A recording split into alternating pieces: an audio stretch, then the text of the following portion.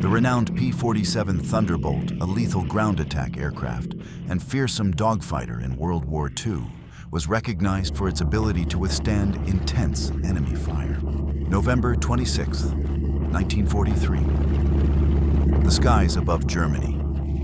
Aircraft from the United States Army Air Force's 56th Fighter Group approach a formation of Boeing B-17 Flying Fortresses, returning from a bombing raid on the heavily industrialized German city of Bremen. The lumbering fortresses are sitting ducks, but Nazi fighters are now swarming around them, and it's up to airmen like Major Stanley Gabreski to divert their attention long enough to allow the B-17s to pass through and return home. Gabreski controls the huge Warbird's throttle from the cockpit. Fuel streams into the large radial engine's 18-cylinder, sending almost 2,000 horsepower through the drive shaft of the giant four-bladed propeller, chopping through the thin air. Gabreski is overwhelmed as he looks out through his canopy. The sky is so crowded with hostile fighters that he can't decide which one to engage first. When a twin-engine Messerschmitt Bf 110 emerges 700 yards away, the decision becomes simple. Maneuvering into position and pulling the stick-mounted trigger, the 8 caliber Brownings in the wings scream to life, unleashing a storm of bullets that pound into their target. Gabreski just dodging enormous chunks of aluminum coming off the 110 watches the crippled plane plummet to the ground as another enemy aircraft passes across his gun's sights. He pounces and fires, having already throttled up. Moments later, succumbing to massive damage between its wing and fuselage, it too spirals downward in a spectacular explosion. Gabreski is now officially an ace, having recorded his 4th and 5th kills. The 25-year-old Pennsylvanian will go on to shoot down over 24 enemy planes. But he is not the first to have a confirmed kill in a Republic P-47 Thunderbolt.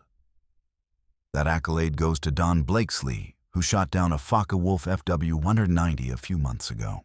Blakesley would end up with 15 victories. But Gabreski's kills were particularly noteworthy because they were all made from the cockpit of a Republic P-47, one of the quickest, toughest, and most effective high-altitude fighters and ground attack aircraft of World War II.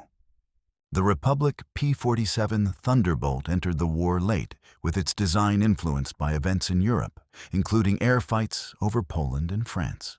Despite its late introduction to the inventory, it was constructed in larger quantities than any other American fighter before or since. It was swift, dependable, capable of withstanding significant damage, and equipped with massive and effective weaponry. The P-47 was based on a line of planes built by the Seversky Aircraft Corporation, which was led by two Russian immigrants, Alexander Seversky and Alexander Kartveli. By the time the P-47 flew, the business had changed its name to Republic Aircraft Corporation, and Seversky had left, but the plane's history dates back to 1931. Alexander Seversky came to the United States as a pilot and aviation enthusiast. His father was the first private owner pilot of an aeroplane in Imperial Russia, and Alexander distinguished himself in the Imperial Air Force during World War I. He arrived in the United States in 1917 on a naval air mission and remained at home after the revolution, serving in the Army Air Forces. He founded an aviation company in 1922 with the revenues from engineering patents he had sold to the United States government, and the Seversky Aircraft Corporation was formed in 1931. After Kartveli joined the business, his basic design centered on the radial air-cooled engine quickly evolved into planes that dominated the Bendix trophy races in the mid-30s. Jackie Cochran, one of the consistently successful Seversky pilots, helped to generate media interest, and the brand became well known. The Seversky planes excelled in terms of range and cruising speed. They were among the fastest American planes of their day. And in 1937, when most Army and Navy chase planes were stretched at 200 miles per hour, Jackie Cochran caused a stir by reaching 304 miles per hour while setting a record at the National Air Show. In 1938, Seversky planes won 3 Bendix trophies in a row, Following an injury, Savesky withdrew from active participation in the races to allay government concerns that his company would fail if he died. The government's interest was unsurprising. The Army had purchased its first Seversky planes in 1935. The basic trainer, the BT-8, evolved from Savesky's two-seat XBT. More crucial to the development of the P-47 was the Sev-1XP, which served as the foundation for Seversky's first sale of chase aircraft, the P-35, the first United States fighter with retractable wheels. The P-35, while a stride forward for United States fighters, was outpaced by improvements in the German and British air forces, as it was underpowered and hence too slow, despite having good maneuvering and range. It was quickly overtaken, and the business was awarded contracts to develop the concept into the supercharged YP-43, which was only put into production as a stopgap solution to keep the production line running, while redesigns of the P-44, which was never built, and later the P-47s were underway. Both the P-35 and the P-43 were ineffective fighters by the time they were deployed. The P-44, like the P-43, was designed around a turbo-supercharged radial engine and would have been around the size of most fighters at the time. However, like the previous two versions, it lacked defensive armor and firepower.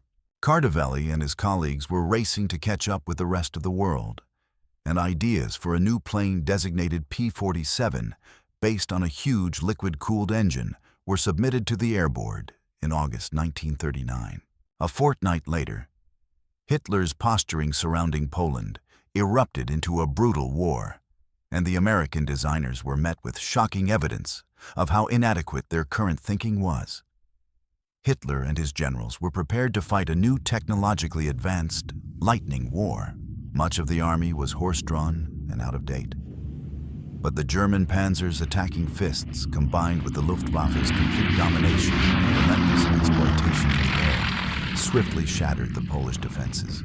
While the United States possessed its own very good strategic bombers, like as the B-17, they were still far behind in fighter aircraft in all combat roles. Faced with news of Nazi bombing raids on cities and towns in the war's early campaigns, the United States faced the unsettling but remote potential of being unable to repel such troops with its existing aircraft. All of the designs going to the United States Army, like the P-47, were promising, but they were based on new liquid-cooled engines that were still not performing satisfactorily, and there was a cautious wish to maintain some capability utilizing tried-and-true radial engines. To give the Catbelly a boost, a new enormous radial engine with 2,000 horsepower was available, and the plane was basically fashioned around the power plant and the ducting for the massive turbo supercharger installed into the fuselage. The behemoth they developed was theoretically a plane of immense speed, 400 miles per hour in height, with 8 heavy machine cannons set in its wings, packing a powerful punch.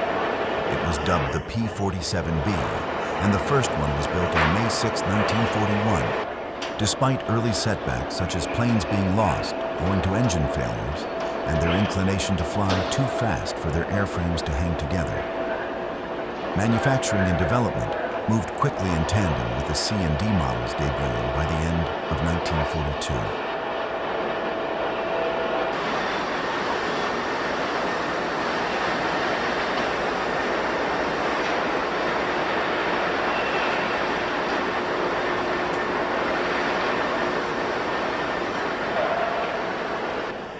I thought that was a big hunk of airplane, and it still is. I was out there standing beside that, and that is one big honker, I'll tell you that.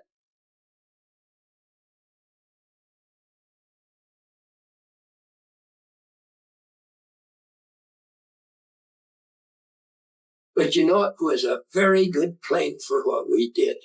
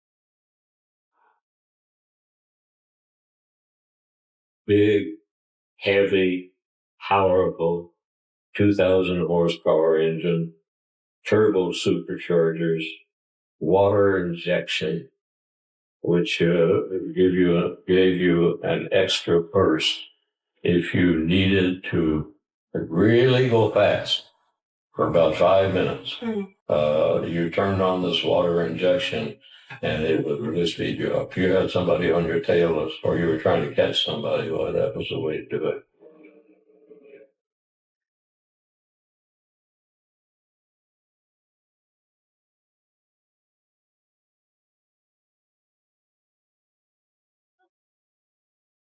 I like the big engine. That was just like, boy, when you push that throttle forward, you moved, and flying this thing was so smooth. It was, to me, it was like driving a Cadillac.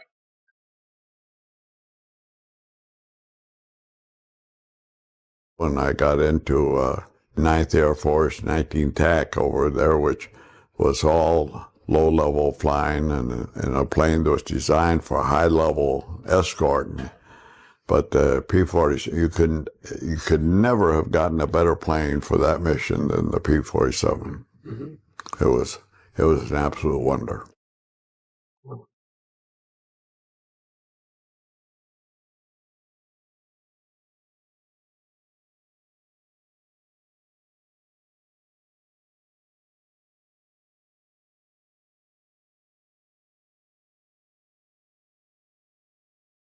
A rodeo, called a rodeo, was a strafing mission when you had strafe airfield or target of opportunity such as trains, locomotives, bridges, dive bombing and stuff like that, which we did a lot of.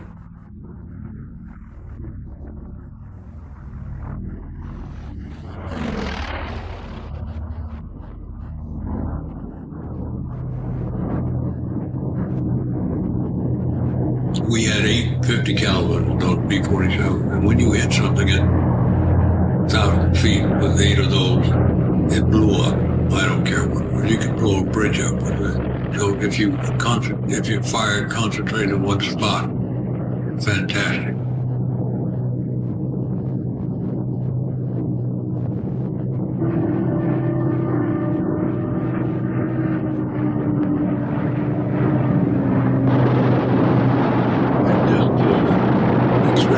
This thing to 30,000 feet because it was designed as a high altitude fighter. And I fired all 8 guns at the same time. It was just like somebody grabbed those wings and stopped it. Just call that the gun. Yeah.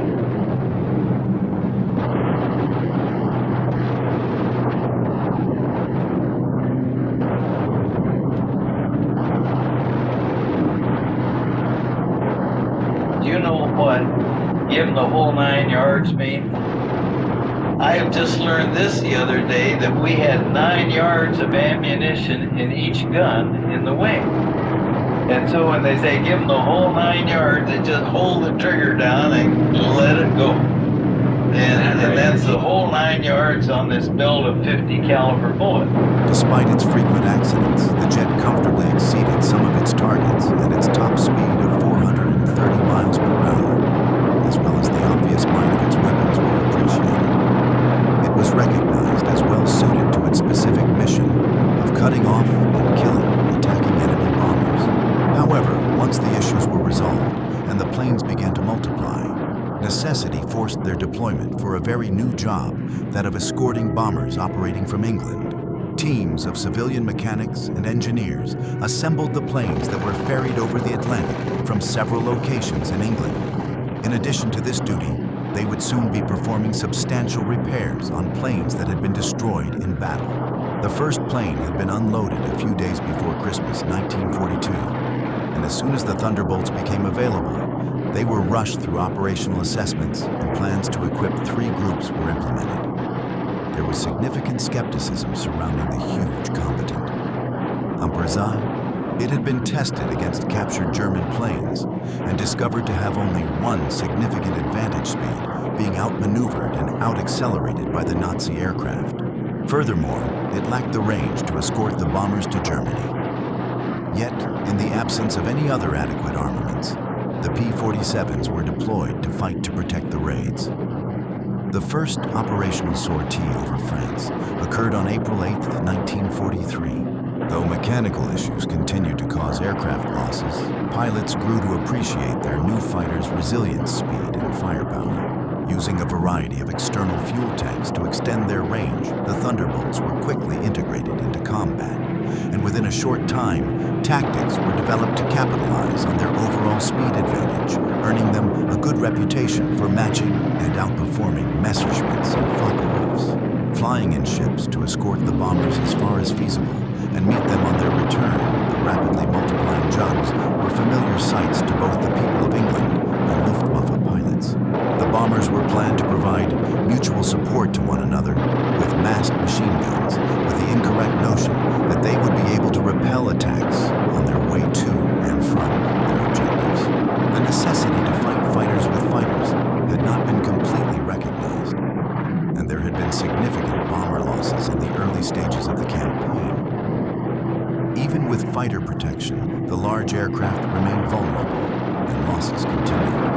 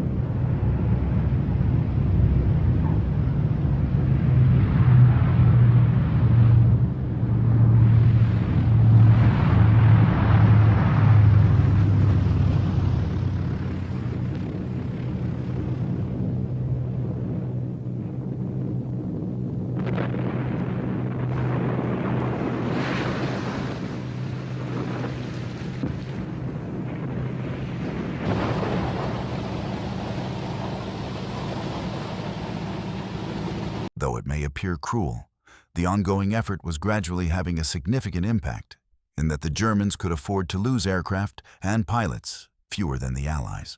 The longer the conflict lasted from flak and fighters to Germany's factories and infrastructure, the more wear and tear began to accumulate. At the time of this mission to Emden in September 1943, the troops flying the Allied planes would have been more concerned with the very real and brutal presence of swarms of German attackers than with the long-term consequences. The Germans' tactics dictated that their fighters would focus on hitting the bombers and not engage the escorts until necessary. This suited the high-flying Thunderbolts, which could cruise around above the bomber formations before diving to intercept the attackers. Once the Thunderbolts had gained speed while diving on the Germans, there was little they could do to escape. The tactics they had used on Spitfires of diving away from assault merely played into the hands of the P-47, and the Nazis discovered the hard way that they could not escape the Germans. This diving tactic was no accident, but a result of the aircraft's very nature and its changing combat role. Pilots quickly realized that while the P-47 was designed for high altitude, its true power was revealed in deadly dives at low altitude.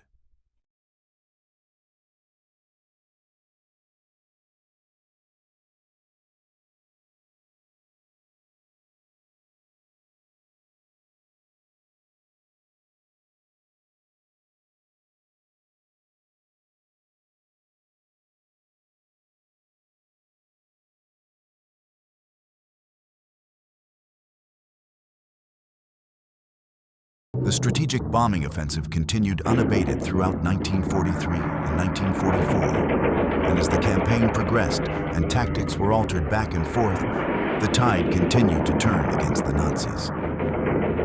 Their losses of planes were bad enough, but their losses of pilots were unacceptable.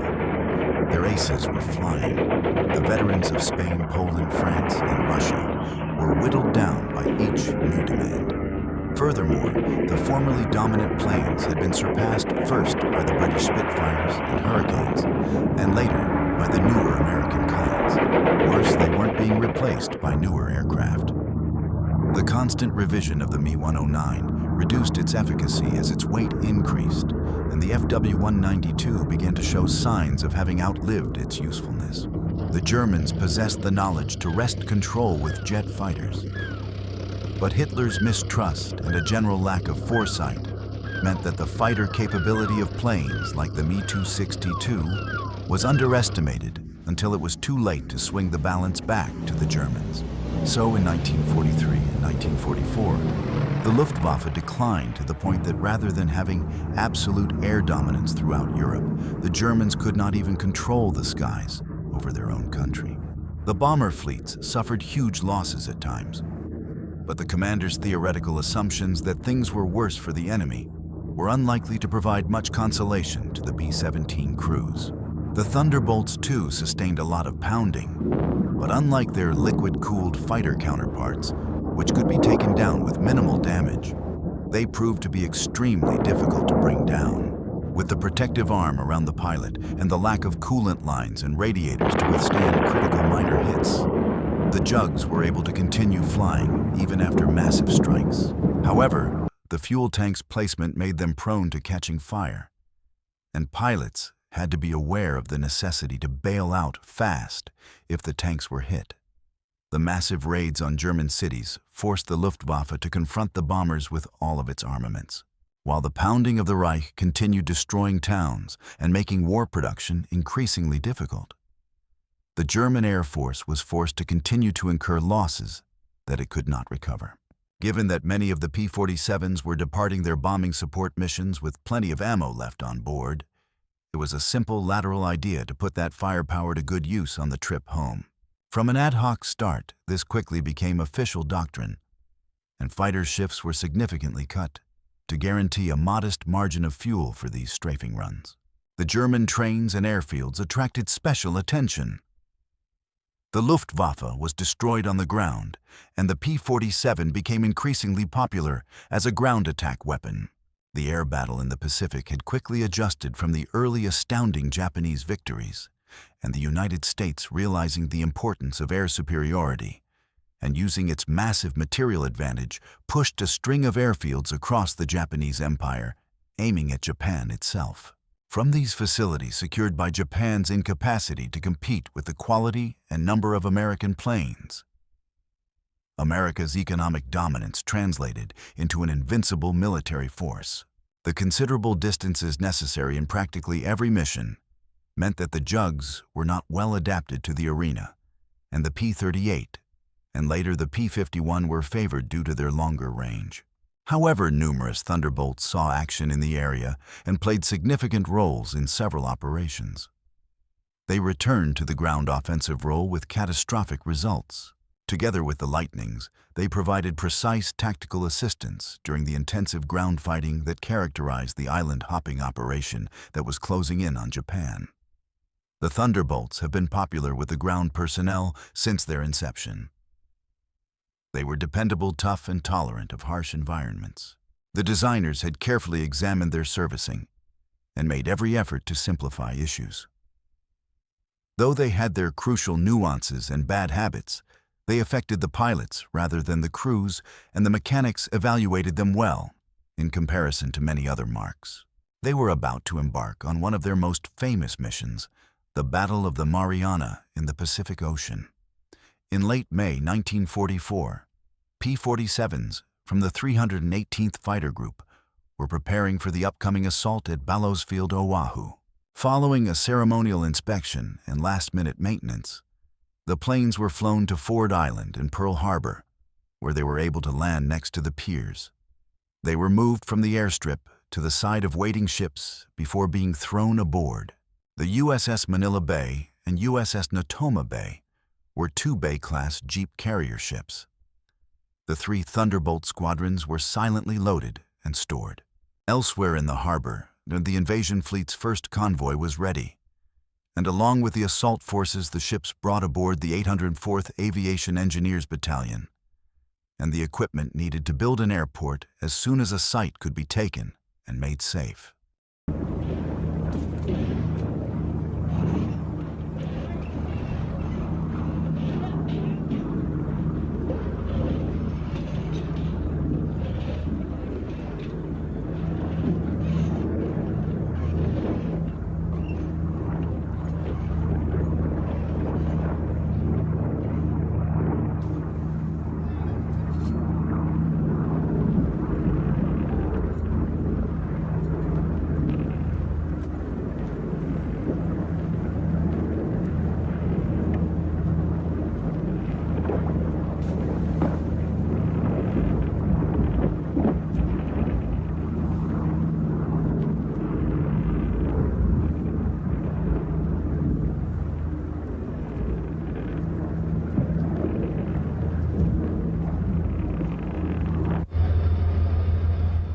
The initial convoy also carried a contingent of Fighter Group P-47 ground personnel.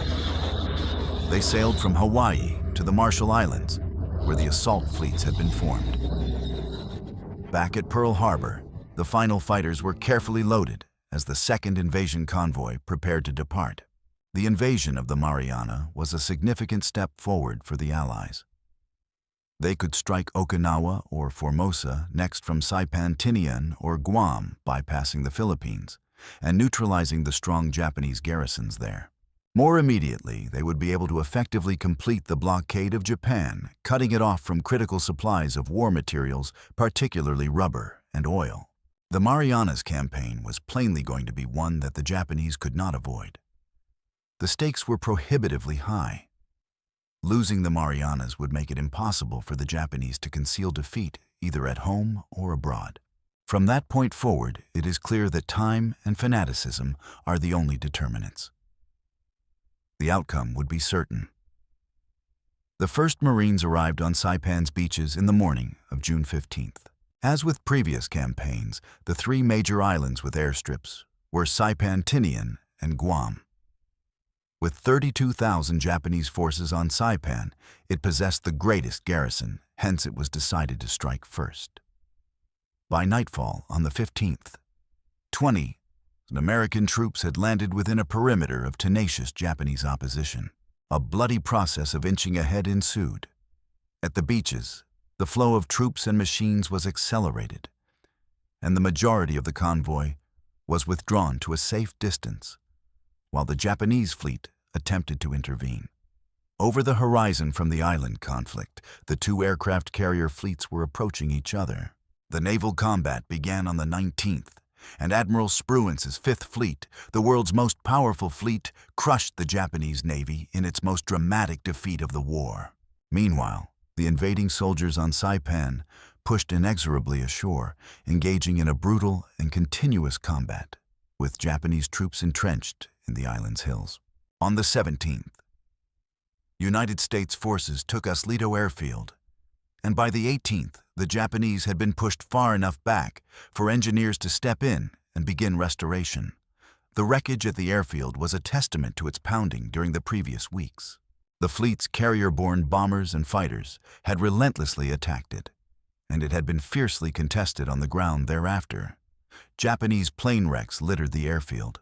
By the 20th, they had lost 450 aircraft, and the majority of their crews during the assault. It was a loss that their air power would not recover from for the remainder of the war. The engineers dug in despite the threat of Japanese attack and sniper fire, and then proceeded to rebuild an airstrip out of rubble. On the 22nd, 7 days after the first troops arrived, the runway was ready, and the two transport carriers were waiting 60 miles out to sea to launch the Thunderbolts ashore.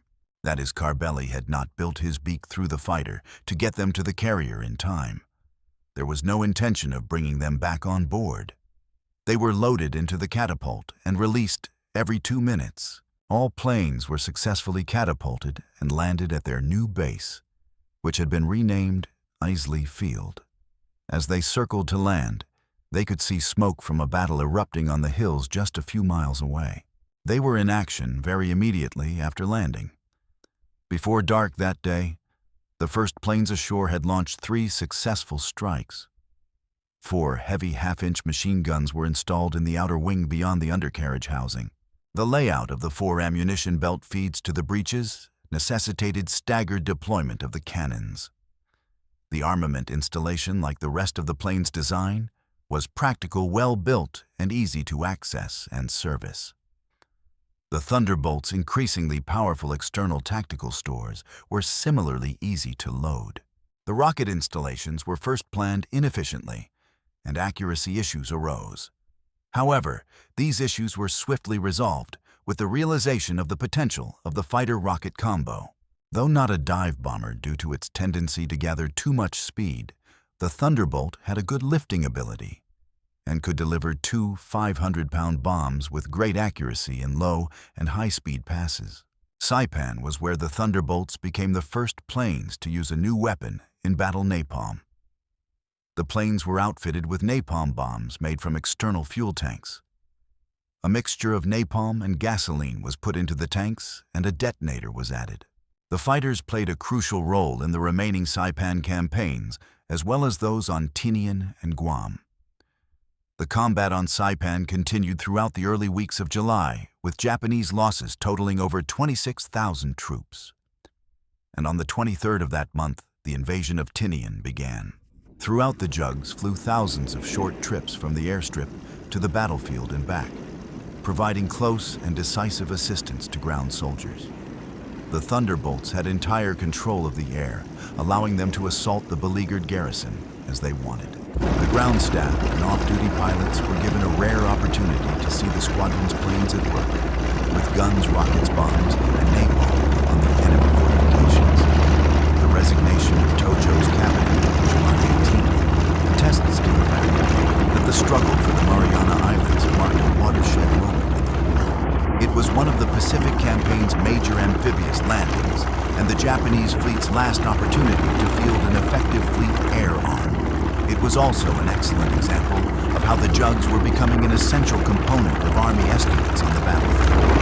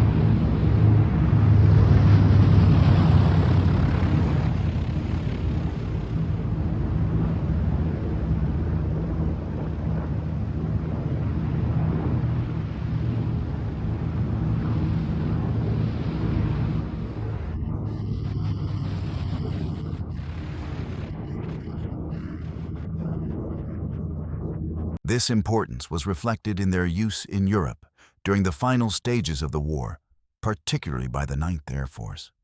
The need for tactical ground support planes to be on standby to disrupt any German attempt to concentrate forces to push the assault back into the sea was heavily emphasized throughout the preparation of the D-Day landings in Milmanby. During the early stages of the invasion, there were communication issues between ground and air forces. With the construction of systems allowing forward air controllers to keep direct touch with patrolling fighter bombers, the P-47s and other tactical planes became one of the Allies' most effective and crucial weapons in their unstoppable advance across France and into Germany. As the front advanced through the second part of 1944 and into 1945, air bases near the battle were continuously rife with Thunderbolt activity. Even before the troops landed, there was complete air supremacy over France and Germany. The Thunderbolts were no longer actively involved in the strategic campaign. Their restricted range had seen them displaced in this duty by the P-51 Mustang, which, when coupled with the Rolls-Royce-designed Merlin engine, had become one of the war's most powerful fighters. While the P-51's long-range escort role was undeniable, this change inadvertently created a perception that the Thunderbolt was an inferior aircraft. In addition to providing direct support to troops on the battlefield, the P-47's tactical role involved them in a massive campaign to disrupt the Nazis' transport systems, with constant attacks on roads and railways paralyzing troop and panzer movements to the front and inflicting heavy casualties on German reserves before they could take up their positions. Nowhere was this role more evident and dramatic than during the Battle of the Bulge in late 1944. The following story from a P-47 pilot vividly captures the chaos, courage, and incredible tenacity of the Thunderbolt during the darkest days of the war. As the Allies overran the German army, the scenes of destruction they witnessed underlined the tactical support's effectiveness. The paralysis of the railway networks in particular was a tremendous success. In German cities, the tactical bombing combined with the long-term strategic operation destroyed enormous districts. The approaching armies drove through sites of devastation unprecedented in scale. The First World War saw similar devastation, but only in the comparatively small boundaries of the battlefields. Entire countries had been demolished.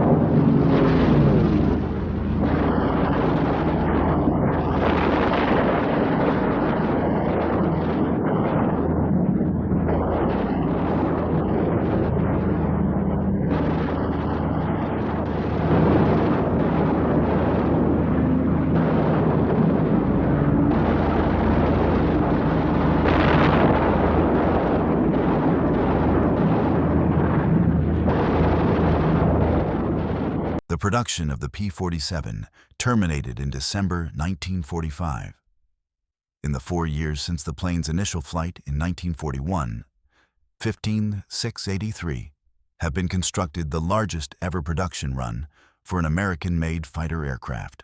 The numerous Thunderbolts had proven to be excellent weapons, particularly in tactical applications, and had opened the path for many of the theories behind post-war military aviation innovations. Ironically, despite being classified as primarily tactical support planes, the last Thunderbolts, the N-type, were explicitly designed as long-range escort fighters to accompany the B-29 attacks on Japan.